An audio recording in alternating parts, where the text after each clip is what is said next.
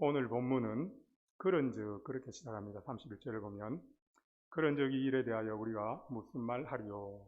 그런즉 하는 것은 다른 말로 하면 그렇다면 혹은 그러므로 그렇게 바꿀 수 있습니다. 이 말은 앞에서 이런 이야기를 했으니 당연히 이런 내용이 따라온다, 그런 뜻이죠. 그럼 앞의 내용은 무엇일까요? 1차적으로는 28절에서 30절의 내용입니다.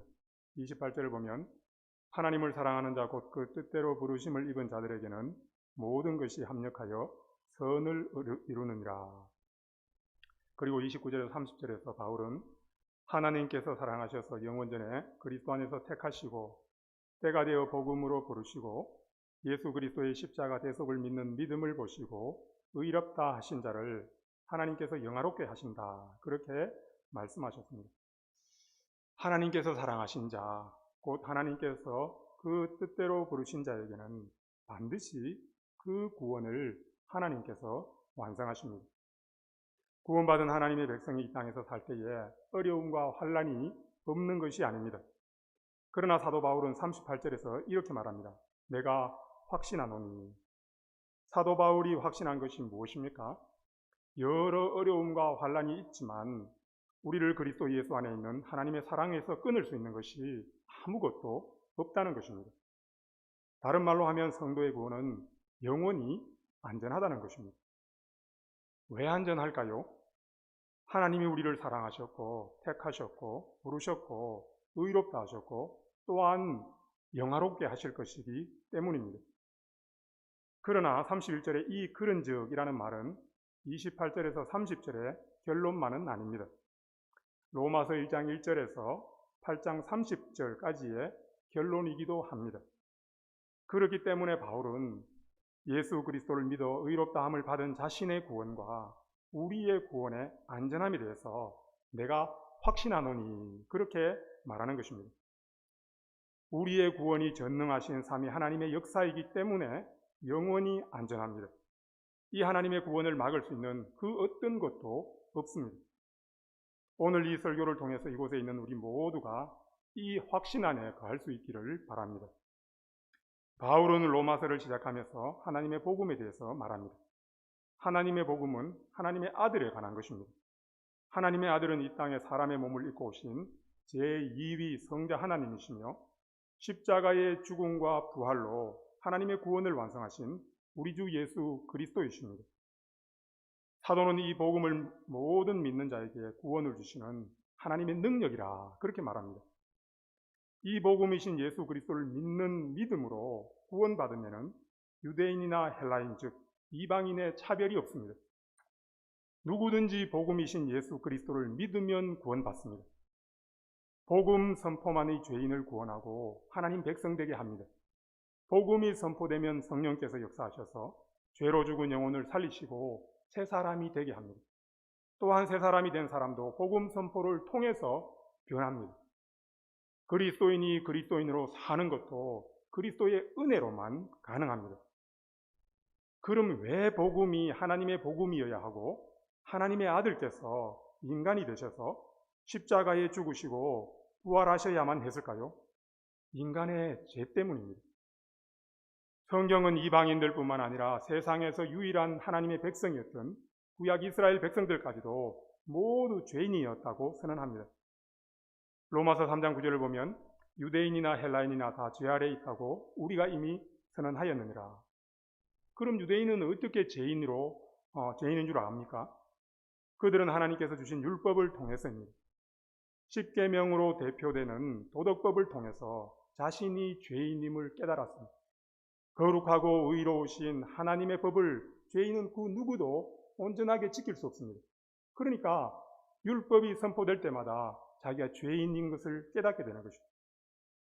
그럼 이방인은 우리도 이방인이었죠. 이방인은 자신이 죄인임을 어떻게 알 수 있을까요? 양심을 통해서입니다. 하나님께서는 인간의 마음에 양심을 심어주셨습니다. 양심은 선악을 결정하고 판단하는 의식작용입니다. 이 양심은 마치 사람에게 붙여놓은 감시인과 같습니다. 우리의 양심이 옳고 그름에 대해서 판단하여 하나님 앞에 세웁니다.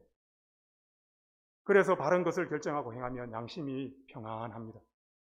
그러나 양심이 불안해하고 우리 속에서 사이렌을 울리면 그것은 악한 것이죠. 그때 양심이 평안해야 하는 것을 선택하고 결정해야 합니다. 만약 그렇지 않고 양심을 잠재우거나 양심이 잘못된 것을 알림에도 무시하면 양심이 화인 맞은, 즉 불에 찢어 죽은 것과 같이 되는 것입니다. 이방인들은 양심의 지도를 무시하고 자신의 욕심을 따라 살았습니다.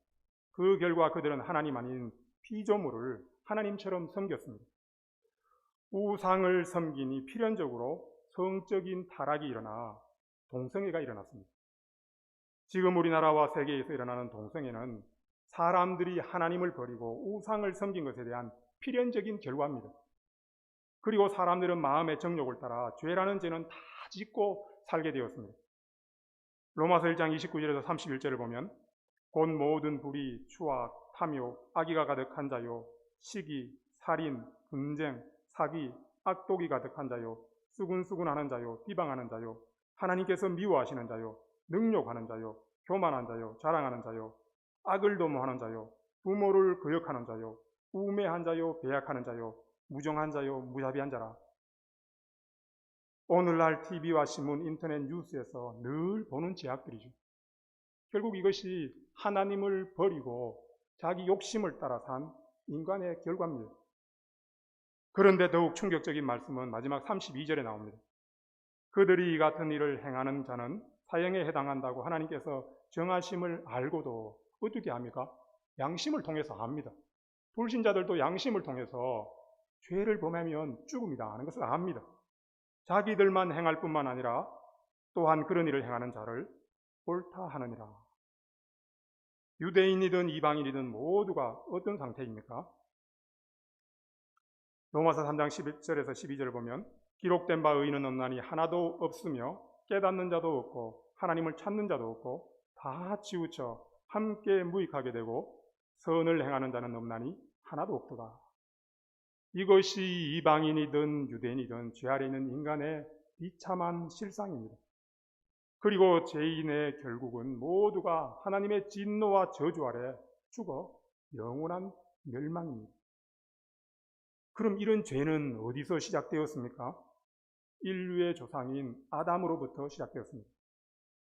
하나님께서는 첫사람 아담을 하나님의 형상을 따른 하나님을 반세하는 인격적인 존재로 지으셨습니다.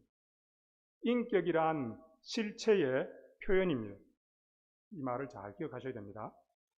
하나님을 인격이라고 했을 때는 하나님 대심의 표현이고 사람을 인격이라고 할 때는 인간됨의 표현이고 인격입니다. 이 인격의 구성 요소는 지성과 감성과 의지입니다. 다른 말로 하면 머리죠. 머리, 마음, 행동 그렇게도 표현할 수 있습니다. 그리고 사람은 인격적인 존재이기에 자기의식과 자기결정 그리고 자기 책임을 지는 존재입니다. 사람은 누구나 자기의식, 즉 자기가 누구인지 압니다. 나는 나다, 나는 저 사람과 다르다 하는 걸 알죠. 자기결정이란 사람은 스스로 생각해서 자기가 원하는 것을 결정할 수 있습니다. 그리고 그 결정에 대해서 책임을 지는 책임 있는 존재입니다. 우리가 잘 아는 대로 아담은 하나님의 형상을 따라 창조되었을 뿐만 아니라 하나님과 선악과 규정으로 언약을 맺어 하나님의 백성이 되었습니다. 여호와 하나님의 선악을 알게 하는 나무의 열매는 먹지 말라. 내가 먹는 날에는 반드시 죽으라는 말씀에 인격적으로 반응했습니다. 그 말씀에 스스로 동의하기로 결정했습니다. 만약 지키지 못하면 그 결과에 대해서도 책임을 지기로 했습니다. 그런데 아담은 사단의 유혹을 받아 선악과를 따먹었습니다. 이 선악과를 따먹은 행위를 원죄라고 하지 않습니다. 이게 원죄가 아닙니다. 원죄는 아담이 타락하여 범죄함으로 죄에 대한 책임과 본성이 오염된 것입니다. 죄에 대한 책임, 즉 죄책과 본성의 오염을 원죄라 그렇게 말합니다. 아담은 완전한 인격으로서 스스로 생각하고 판단하여 결정했습니다. 따라서 이 죄에 대한 책임도 자신이 져야 됩니다. 이것이 죄책입니다. 자신의 죄에 대한 책임, 즉 반드시 죽으리라는 말씀대로 죽어야 합니다. 그런데 아담은 단순한 한 사람이 아니라 앞으로 태어날 모든 인류의 조상이요 대표였습니다. 마치 우리나라 대표가 미국과 중국과 FTA를 맺으니 우리 국민 모두가 그 영향을 받는 것과 같습니다. 아담의 죄가 모든 사람의 죄가 되었습니다. 따라서 모든 인류가 죄인의 신분으로 출생합니다. 인간은 죄를 짓기도 전에 죄인으로 태어납니다. 그럼 우리가 죄인이라는 증거가 무엇입니까? 죄의 삭은 사망이라는 성경의 말씀을 따라 모든 인간이 죽는 것입니다. 인간이 왜 죽습니까? 죄 때문에 죽는 것입니다. 우리가 죄인이기 때문에 죽는 것입니다.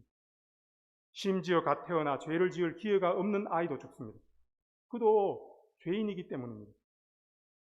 세상의 법은 범행을 실행해야만이 죄인이 됩니다. 그러나 성경은 사람은 죄인으로 출생하고 죄인이기 때문에 범죄한다, 그렇게 말씀합니다.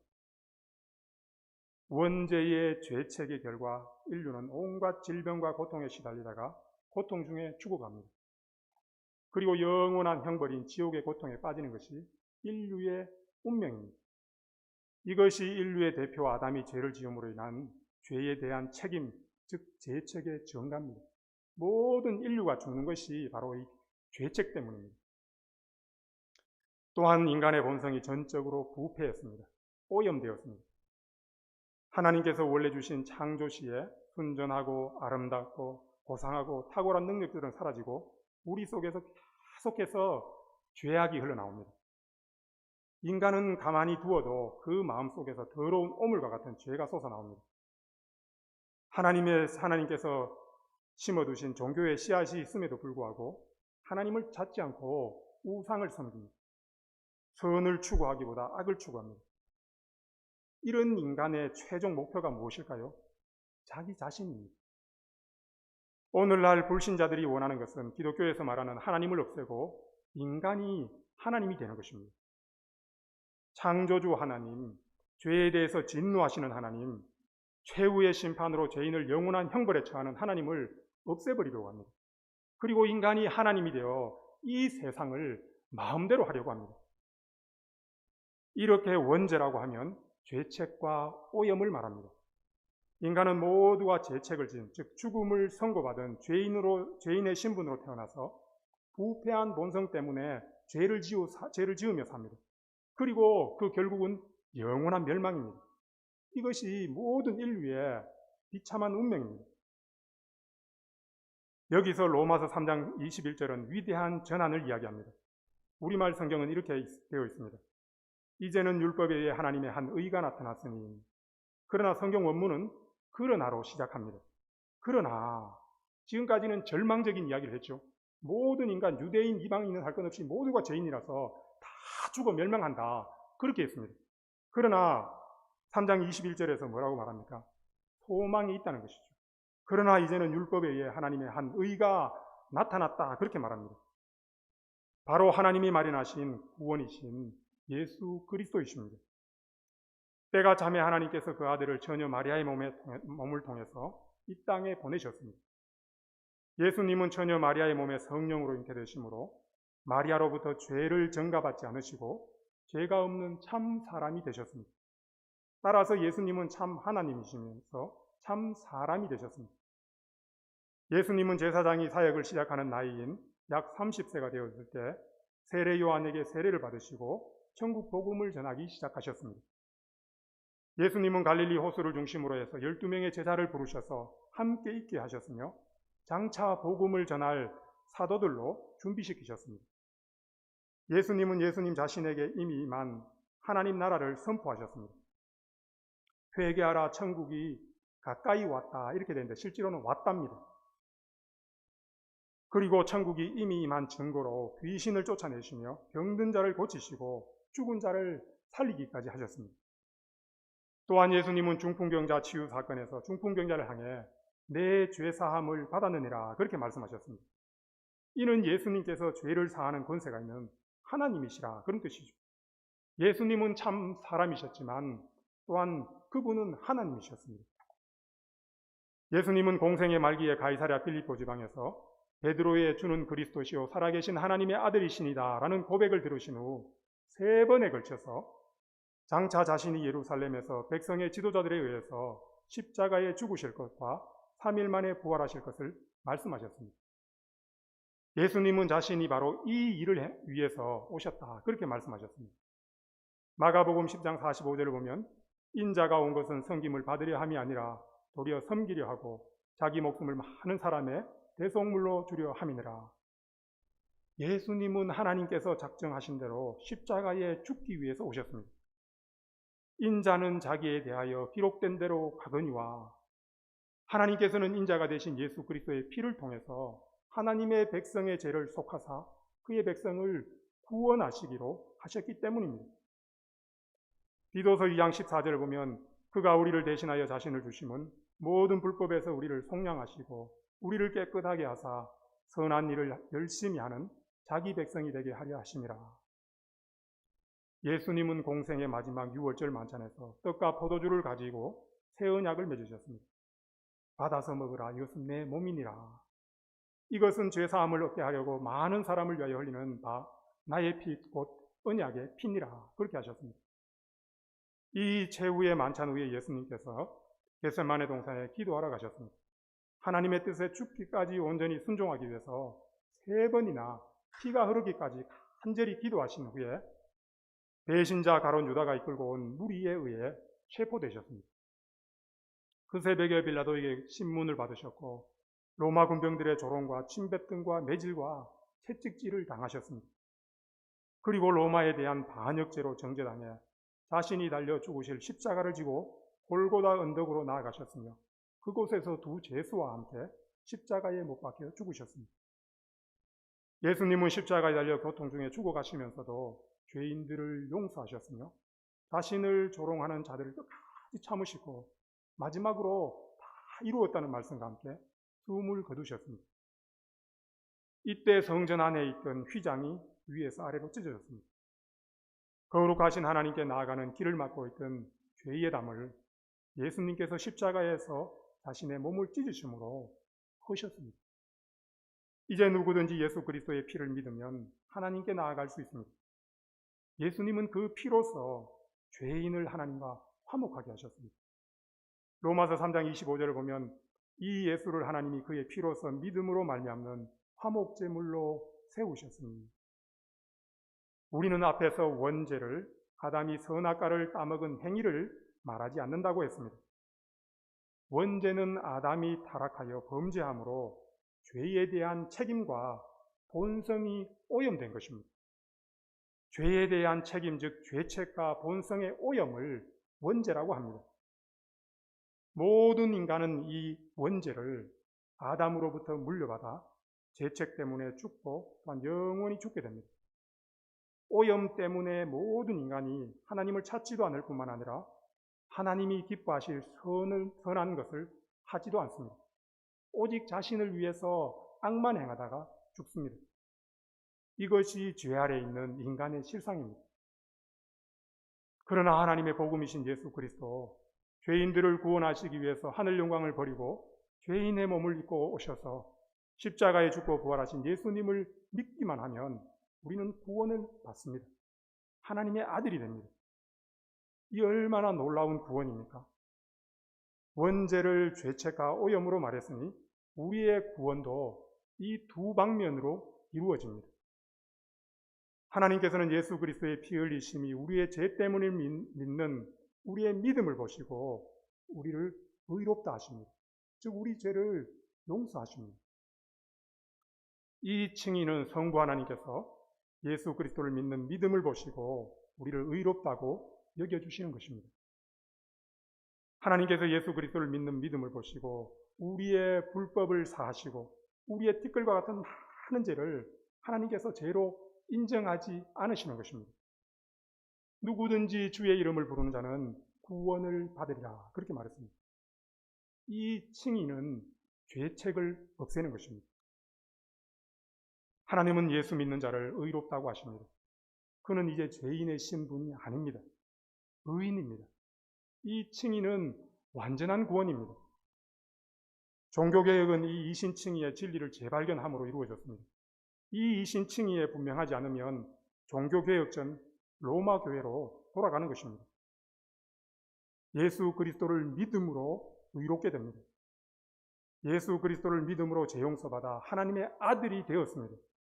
우리 속에 계신 아들의 영이신 성령께서 우리로 하나님을 아바 아버지라 부르게 하십니다.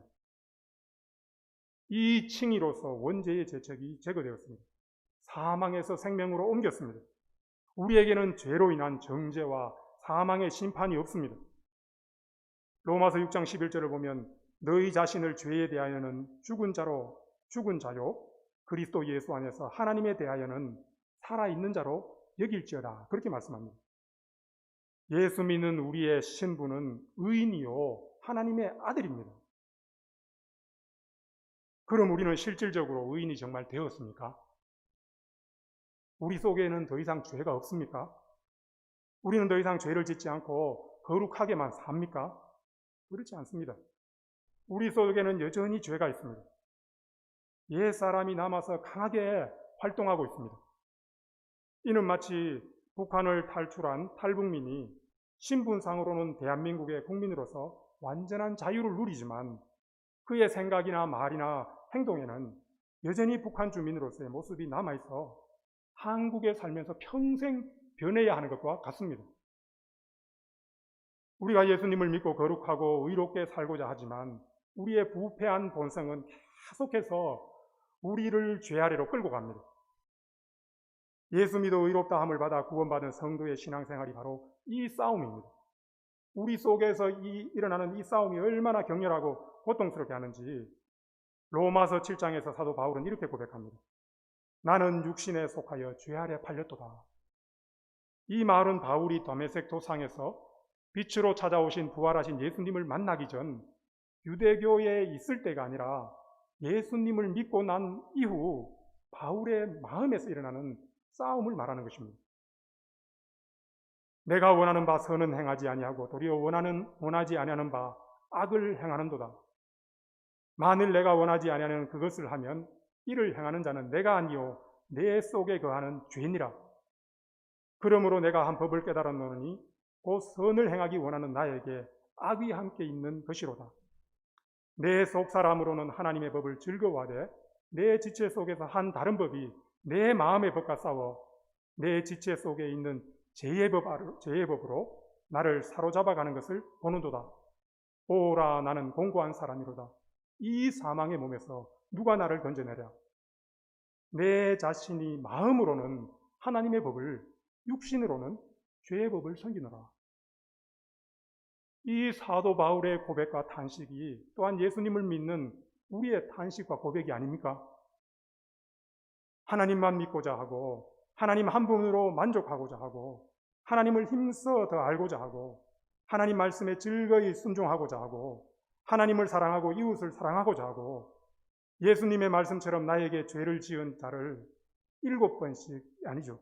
70번씩 7번이라도 용서하고자 하고 믿음이 연약한 자를 실족시키느니 차라리 내 눈을 뽑고 내 손목을 자르고 연자 맷돌을 목에 메고 물에 빠져 죽고자 하고 세상 욕심을 이기고 거룩하게 살고자 하지만 그렇게 안 되지요. 오히려 우리는 하나님에게서 눈을 돌려 세상을 바라보고 눈에 안 보이는 하나님보다는 당장 힘 있는 돈을 의지하고 사람을 의지하며 하나님의 말씀이 나에게 유익하면 좋아하고 순종하지만 유익이 되지 않고 손해가 되거나 나의 자존심을 상하게 하면 말씀도 무시하고 이웃을 사랑하되 나에게 이익이 되고 나와 마음이 맞는 사람만 사랑하고 선한 사마리아 사람 비유는 좋아하지만 나는 내 주위에 누가 죽어가든지 고통을 당하든지 무시하고 누가 나에게 잘못하면 끝까지 용서를 받으려고 하지만 내가 남에게 잘못한 것에 대해서는 예수님의 말씀을 적용하여 무한정 용서하겠지라고 둘러대고 세상에서 인정받고 칭찬받고자 하지 않습니까? 우리는 가장 거룩해야 할 예배 시간에도 하나님의 말씀을 듣고 읽는 시간에도 기도하는 시간에도 악한 생각과 음란한 생각과 사람에 대한 미움과 분노가 나옵니다. 예수 믿고 구원받은 의인이요 하나님의 아들인 우리에게 있는 이 부패한 본성에서 나오는 죄는 어떻게 해야 됩니까? 이 오염된 마음은 어떻게 해야 됩니까? 오라 나는 공고한 사람이로다. 이 사망의 몸에서 누가 나를 건져내랴? 이 문제를 해결하는 것이 바로 성화입니다. 거듭난 우리 속사람, 새사람, 우리 마음은 하나님의 법을 섬기고 우리의 부패한 본성인 육신은 죄의 법을 섬기는 전쟁 중입니다. 그런데 사도 바울은 로마서 7장 25절에서 이렇게 말했습니다. 우리 주 예수 그리스도로 말미암아 하나님께 감사하리로다. 왜 예수님으로 말미암아 하나님께 감사할까요? 로마서 8장 1절 2절을 보면 그러므로 이제 그리스도 예수 안에 있는 자에게는 결코 정죄함이 없나니 이는 그리스도 예수 안에 있는 생명의 성령의 법이 죄와 사망의 법에서 너를 해방하였습니다. 예수 그리스도의 구속으로 말미암은 구원이 우리의 상태에 따라 취소되거나 무효화되지 않기 때문입니다. 우리가 죄를 짓는다고 해서, 우리가 말씀대로 못 산다고 해서, 우리가 실족한다고 해서 우리의 구원이 취소되는 것이 아니라는 뜻입니다. 한 번 구원은 영원한 구원이기 때문에 하나님께 감사하는 것입니다. 또한 성령님께서 우리 본성의 부패와 오염에서 해방시키실 것이기 때문입니다. 성령님께서 우리를 예수 그리스도를 닮은 모습으로 거룩한 모습으로 만들어 가시기 때문입니다. 이 성화를 성경은 또한 구원이라 그렇게 말합니다. 빌립보서 2장 12절을 보면 나의 사랑하는 자들아 너희가 나 있을 때뿐 아니라 더욱 지금 나 없을 때에도 항상 복종하여 두려움과 떨림으로 너희 구원을 이루라. 우리가 항상 복종하여 두렵고 떨림으로 이루어가야 할 구원이 바로 성화입니다. 그럼 성령님은 우리를 어떻게 거룩하게 만들어 가십니까? 빌립보서 2장 13절을 보면 너희 안에서 행하시는 일은 하나님이시니 자기의 기쁘신 뜻을 위하여 너희로에게 소원을 두고 행하게 하시나니. 이 성화도 하나님의 구원이며 하나님께서 우리 속에 거룩함의 소원을 두시고 우리로 행하게 하십니다. 그래서 우리의 칭의도 예수 그리스도의 피의 공로로, 성화도 예수 그리스도의 피의 공로로 되는 것입니다. 그럼 우리는 무엇을 합니까? 예수 그리스도의 구속의 말씀을 우리에게 적용하는 것입니다. 로마서 6장 11절을 보면 이와 같이 너희도 너희 자신을 죄에 대하여는 죽은 자요 그리스도 예수 안에서 하나님께 대하여는 살아있는 자로 여길지어다. 요한일서 1장 7절을 보면 그 아들 예수의 피가 우리를 모든 죄에서 깨끗하게 하실 것이요 우리 속에서 죄가 생각날 때마다 죄를 짓고자 할 때마다 이 말씀들을 우리에게 선포하고 이 말씀을 붙들고 기도해야 됩니다. 그러면 성령님께서 역사하셔서 우리 속에서 일어났던 죄의 욕망을 사라지게 합니다. 우리가 죄의 욕망을 이길 수 있는 다른 방법은 없습니다. 아무리 우리가 마음으로 결심하고 하나님 앞에 맹세하고 글로 벽에 써붙이고 사람에게 말해도 아무 소용이 없습니다. 죄가 한번 우리 마음속에서 발동하면 멈추지를 않습니다. 하나님의 말씀이 우리의 양심이 그것을 죄라고 해도 소용이 없습니다. 혹 행동으로 나오지 않더라도 마음속으로는 그 죄의 욕망을 다 충족시킵니다. 예를 들어 누군가를 미워하면 직접 그 사람에게는 말하고 행동으로 표현하지는 않지만 마음속으로는 어떻습니까? 욕하고 저주하고 죽이죠. 그것은 이미 마음속으로 살인하는 것입니다.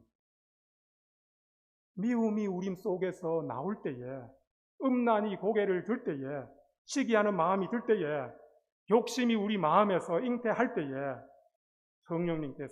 성령님께 그리스도의 피를 바르시고 우리 옛사람을 십자가에 못 박아 이 죄의 욕망을 사라지게 해달라고 기도해야 됩니다. 이것이 하나님께서 우리를 성화시키는 방법입니다. 예수 믿기 전 우리 속에서 온통 더러운 죄만 뿜어내는 샘만 있었습니다. 그런데 이제 예수 믿는 우리 속에는 영생하도록 솟아나는 샘물이 생겼습니다. 그것이 예수 믿을 때에 우리 속에 오신 성령님입니다. 하나님께서는 성령님만 보내신 것이 아니라 우리에게 은혜의 방편도 주셨습니다. 은혜의 방편이란 구원의 은혜가 임하게 하고 그 받은 구원의 은혜가 자라게 하는 수단을 말합니다. 온전한 복음의 선포와 성례의 집행과 기도를 말합니다. 하나님께서는 인간을 하나님을 닮은 인격으로 창조하셨습니다. 인격은 실체의 표현, 즉 인간됨의 표현으로서 그 요소는 지성과 감성과 의지입니다. 아담의 범죄로 죄가 사람에게 들어온 후 인류의 본성은 전적으로 부패했습니다. 죄로 오염되었습니다. 인격의 요소인 지성과 감성과 의지가 다 오염되었습니다. 그래서 죄인의 지성은 하나님을 알지 못하고 또한 알고자 하지도 않습니다. 죄인의 감성은 하나님을 사랑하지 않을 뿐만 아니라 하나님을 미워하고 증오합니다. 죄인의 의지는 하나님을 대적하고 하나님께서 싫어하는 것을 의도적으로 막 행합니다. 이런 인간을 하나님께서는 복음과 성령의 역사로 새롭게 하셨습니다. 새 사람이 되게 하셨습니다. 곧 그의 인격이죠. 지성과 감성과 의지를 새롭게 하셨습니다. 거듭난 하나님의 백성의 지성은 하나님을 알고 믿을 뿐만 아니라 더욱 힘써 하나님을 알고자 합니다. 거듭난 감성은 하나님을 사랑합니다. 하나님을 기뻐하고 좋아하며 하나님을 향하여 거룩한 열심을 품습니다. 거듭난 의지는 하나님께서 기뻐하시는 것을 선택합니다. 예수 그리스도를 영접하고 그리스도께 순종하며 그리스도의 말씀을 힘써 이루려고 노력합니다. 구원은 전적인 하나님의 은혜입니다. 이 말은 칭의뿐만 아니라 성화까지를 포함합니다.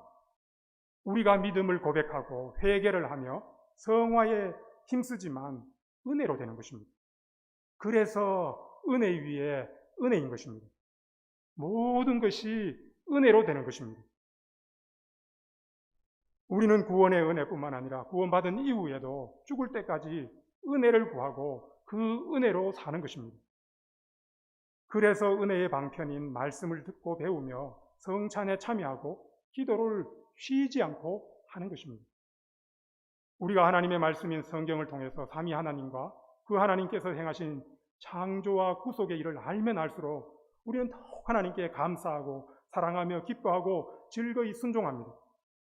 하나님을 더 의지하게 되죠. 여기에 우리의 전인격이죠. 지성과 감성과 의지가 총동원되는 것입니다. 성령님은 우리를 더 거룩하게 하기 위해 우리의 전인격이 지정이 모두가 복음을 지속적으로 공급받기를 원하시고 또한 우리가 말씀대로 변화되어 살 수 있도록 지속적으로 기도하기를 원하십니다. 우리가 스스로 하는 것이 아니라 성령의 역사에 우리의 인격이 반응하여 순종하는 것입니다. 빌립보서 2장 13절을 보면 너희 안에서 행하시는 이는 하나님이시니 자기의 기쁘신 뜻을 위하여 너희에게 소원을 두고 행하게 하시나니 그렇게 말씀합니다.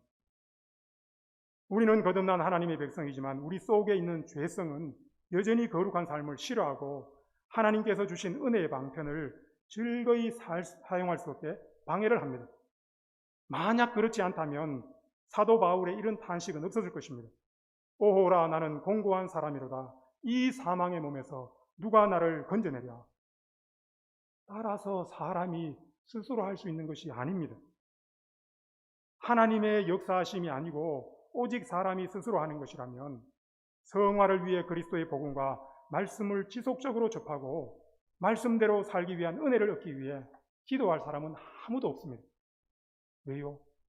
우리의 옛사람을 따라 우리의 죄악된 본성을 따라 죄 짓는 것이 더 좋거든요. 여러분 예배에 참석 안 하고 말씀 듣지 않고 기도하지 않고 한번 지내보십시오. 여러분 정말 거듭난 하나님 백성이면 얼마나 견딜 수 있습니까? 며칠이 지나지 않아 우리 속으로부터 타오르는 갈증이 느껴지시죠? 말씀을 예배에 나오지 않고 말씀을 듣지 않고 기도하지 않고는 견딜 수 없는 그 목마름을 아시죠? 그게 성령이 우리 속에서 역사하시는 것이기 때문에 그런 것입니다. 거듭난 하나님의 백성은 이미 전인격이 하나님을 향하도록 되어 있고 우리 속에 계신 성령님께서 은혜의 방편을 사용하시도록 감화하십니다. 그러면 우리의 전인격이 그것에 반응하여 말씀을 듣고 기도하는 것입니다. 하나님께서 이런 큰 구원을 그리스도 안에서 우리에게 이루어셨습니다. 원죄의 제척으로 죽었던 죄인을 그리스도의 피로 씻으사 의롭게 하시고 원죄의 오염으로 생각하고 말하고 행동하는 모든 것이 죄였던 죄인을 그리스도의 피를 적용하사 성령께서 거룩하게 하십니다. 로마서 8장 31절을 보면 그런즉 이 일에 대하여 우리가 무슨 말 하리요? 그럼 구원받은 성도들이 이 세상에 살면서 아무런 시험도 고통도 환난도 없습니까? 그렇지 않습니다. 우리에게는 아직도 신앙의 철천지 원수가 남아 있습니다. 우리의 제약된 본성과 악한 세상과 마귀입니다. 마귀는 우리의 마음의 죄악을 충동질하고 세상을 이용해서 우리를 시험하고 대적하며 정죄하고 고발합니다. 마귀는 세상의 죄악스러운 문화와 세계관으로 우리를 유혹합니다. 또한 사탄은 참소자로서 우리가 과거에 지은 죄를 가지고 우리의 양심을 공격합니다. 과거에 네가 이런 죄를 지었는데 그런 죄인이 예수 믿는다고 구원 받겠어? 네 구원이 안전하다고 생각해? 그렇게 참소합니다. 그리고 고발하죠. 이 외에도 마귀는 우리의 주위에 혈기가 많은 사람들을 이용하기도 하고 세상에 힘 있는 자를 사용하여 우리를 고립시키기도 합니다. 직접 핍박과 박해를 가하기도 합니다. 사도 바울은 이 모든 우리의 믿음을 무너뜨리려는 원수에도 불구하고 우리의 구원은 안전하다고 말합니다. 왜냐하면 하나님께서 우리를 위하시기 때문입니다. 누가 우리를 대적하리요? 누가 능히 하나님께서 택하신 자들을 고발하리요? 누가 정죄하리요? 하나님께서 우리를 위해서 독생자를 아낌없이 십자가에 죽이셨습니다. 우리의 티끌보다 더 많던 죄에도 불구하고 하나님께서는 예수 그리스도를 믿는 믿음을 보시고 우리를 죄 없다, 즉 의롭다고 하셨습니다. 누가 감히 하나님의 이 선고를 뒤집을 수 있겠습니까? 우리를 구원하기 위해 이 땅에 오시고 십자가에 죽으시고 부활하신 그 예수님께서 지금도 하나님 우편에서 우리를 위해서 중보하고 계십니다. 우리의 구원은 안전한 구원이고 영원한 구원입니다. 왜냐하면 무한하고 영원하신 삼위 하나님께서 이루신 구원이기 때문입니다. 성부께서 작정하시고 성조께서 사람이 되셔서 이루시고 성령께서 우리 속에 오셔서 적용하시고 완성하실 구원이기 때문입니다. 하나님께서 사랑하셔서 선택하시고 부르시고 의롭다 하신 성도를 하나님께서 뜻하신 만큼 연단하셔서 거룩하게 하시고 죽음의 순간에 영화롭게 하실 것입니다. 35절에서 37절을 보면 누가 우리를 그리스도의 사랑에서 끊으리요? 환난이나 공고나 박해나 기근이나 적신이나 위험이나 칼이랴. 기록된 바 우리가 종일 주를 위하여 죽음을 당하게 되며 도살할 양같이 여김을 받았나이다 한과 같으니라. 그러나 이 모든 일에 우리를 사랑하시는 이로 말미암아 우리가 넉넉히 이기느니라. 우리를 우리의 구주 예수 그리스도의 사랑에서 끊을 수 있는 것은 아무것도 없습니다. 또한 우리의 믿음을 흔들고 약하게 하며 빼앗으려고 하는 그 어떤 시험에도 우리는 우리를 사랑하시는 이로 말미암아 넉넉히 이기고 모두가 영원한 하나님 나라에 들어가게 될 것입니다. 사도 바울의 다음 확신이 여러분의 확신이 되시기를 바랍니다. 내가 확신하노니 사망이나 생명이나 천사들이나 권세자들이나 현재일이나 장래일이나 능력이나 높음이나 기품이나 다른 어떤 피조물이라도 우리를 우리 주 그리스도 예수 안에 있는 하나님의 사랑에서 끊을 수 없으리라.